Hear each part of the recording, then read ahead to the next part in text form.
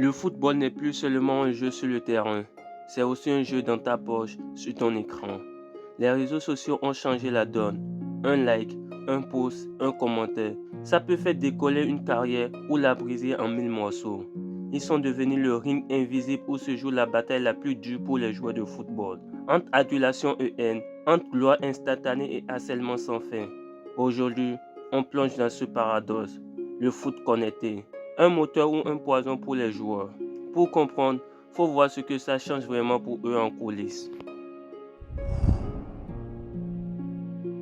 Les réseaux sociaux, c'est une vitrine mondiale. Un joueur peut créer son image, ses sponsors, son audience.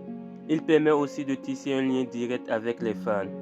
Des joueurs comme Mbappé, Haaland ou même des talents plus discrets se servent de ça pour gérer leur communication comme de vrais pros. C'est une nouvelle arme marketing, un boost énorme. Les joueurs sont plus que des joueurs. Ils deviennent des marques, ils vendent du rêve, mais aussi des produits, des idées, une attitude. Par exemple, Marcus Rashford utilise Twitter pour ses engagements sociaux. Ça dépasse le simple foot. Mais attention, les réseaux sociaux c'est aussi un terrain miné. Une phrase mal comprise, un post maladroit, c'est le lynchage médiatique et la polémique est lancée.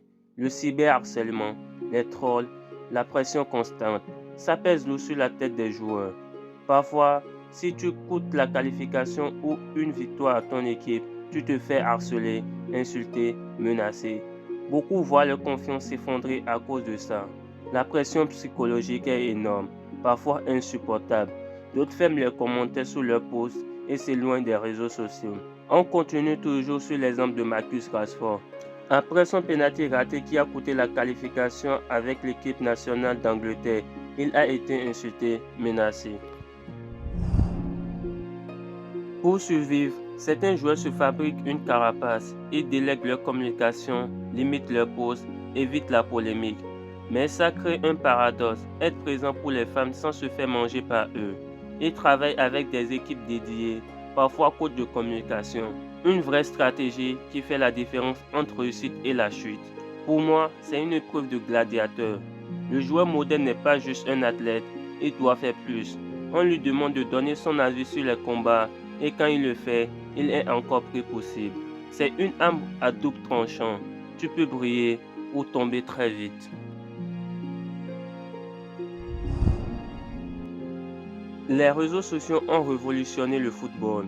Ils ont changé aussi le rapport entre joueurs, clubs et supporters.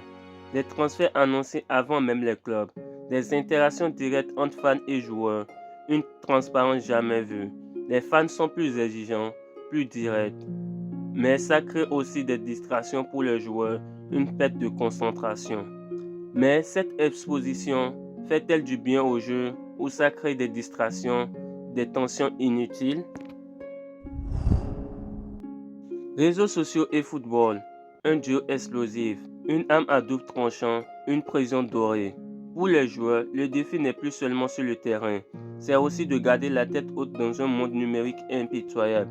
Et toi, comment tu vois ça? Les réseaux sociaux sont-ils un boost ou un frein pour la carrière des joueurs? Lâche ton commentaire et abonne-toi si tu veux plus d'analyses foot qui vont au fond des choses.